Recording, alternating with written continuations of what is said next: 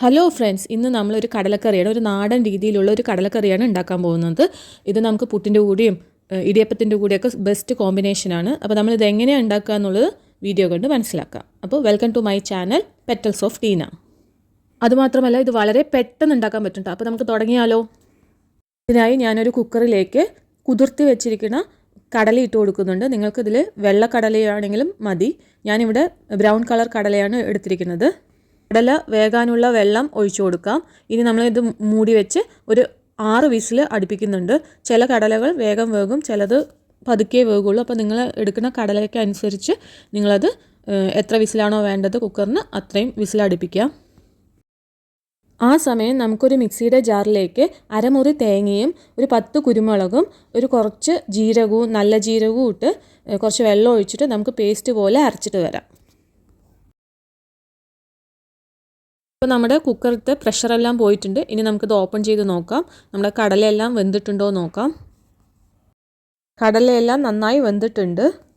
ഇനി നമുക്ക് ഗ്യാസ് ഓണാക്കി നമുക്ക് ഇനി ഇതിലേക്ക് പൊടികൾ ഇട്ട് കൊടുക്കാം. ഞാൻ ആദ്യം തന്നെ മഞ്ഞൾപ്പൊടി ഇട്ട് കൊടുക്കുന്നുണ്ട്. ഞാനൊരു 1/4 ടേബിൾ സ്പൂൺ മഞ്ഞൾപ്പൊടി ഇട്ട് കൊടുത്തിട്ടുണ്ട്. എരിവിനനുസരിച്ച് മുളക് പൊടി ഇട്ട് കൊടുക്കാം. ഞാനൊരു 1.5 ടേബിൾ സ്പൂൺ മുളക് പൊടി ഇട്ട് കൊടുക്കുന്നുണ്ട്. എൻ്റെ മുളക് ഇത്തിരി എരിവ് കമ്മിയാണ്, അതുകൊണ്ടാണ് ഇത്ര ഇട്ട് കൊടുത്തത്. നിങ്ങൾ പാകത്തിനനുസരിച്ച് ഇട്ട് കൊടുക്കാവുന്നതാണ്.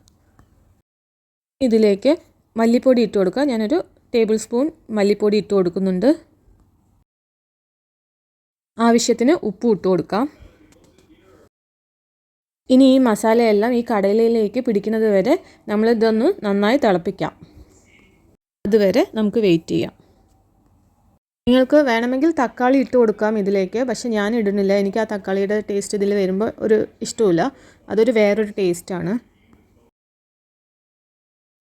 ഇത് കണ്ടല്ലേ, ഇതുപോലെ വെട്ടി തിളയ്ക്കണം. അപ്പോഴാണ് ഇതിൻ്റെ ഉപ്പും മുളകും മല്ലിയും എല്ലാം നമ്മുടെ കടലയിലേക്കും പിടിക്കുക. ഇനി നമുക്കിതിലേക്ക് തേങ്ങ അരച്ചത് ഒഴിച്ചു കൊടുക്കാം. ഇവിടെ നമ്മൾ തേങ്ങ, ജീരകം, കുരുമുളക് ഇട്ടിട്ട് നന്നായി അരച്ചതാണ്, അത് ഒഴിച്ചു കൊടുക്കുന്നുണ്ട്. ഇനി നമുക്ക് ഈ ജാറിലേക്ക് വെള്ളം ഒഴിച്ച് അതും കൂടി ഇതിലേക്ക് ഒഴിച്ചു കൊടുക്കാം. നമ്മുടെ ചാറിൻ്റെ തിക്കിനനുസരിച്ച് നമ്മളിതിലേക്ക് വെള്ളം ഒഴിച്ചു കൊടുക്കണം. ഇനി ഈ തേങ്ങയൊക്കെ നന്നായി ഈ ചാറിലേക്ക് ഇളക്കി യോജിപ്പിക്കാം. ഇതെല്ലാം ഇളക്കിയ ശേഷം നമുക്ക് സ്പൂണ് കൊണ്ട് തന്നെ ഇതിൻ്റെ കുറച്ച് കടല ഒന്ന് ഉടച്ചു കൊടുക്കാം. അപ്പോൾ നമുക്ക് ഈ ഗ്രേവി, ഇതിൻ്റെ ചാറ് നല്ലൊരു തിക്കായിട്ട് കിട്ടും. അതിന് വേണ്ടിയിട്ടാണ് നമ്മളിങ്ങനെ ചെയ്യുന്നത്. ചാറെല്ലാം നന്നായി തിളച്ചിട്ടുണ്ട്. ഈ തേങ്ങയുടെ പച്ചപ്പൊക്കെ മാറിയിട്ടുണ്ട്. ഇനി നമുക്കിത് തീ ഓഫ് ചെയ്യാം.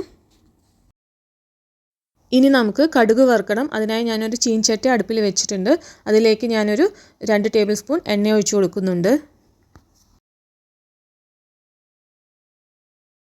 എണ്ണ ചൂടായിട്ടുണ്ട്. അതിലേക്ക് കടുക് ഇട്ട് കൊടുക്കാം.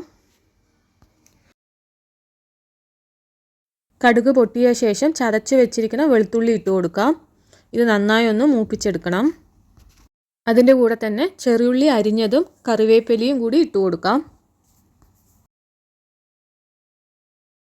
ഇതിനി നന്നായി ഒന്ന് വതക്കിയെടുക്കാം.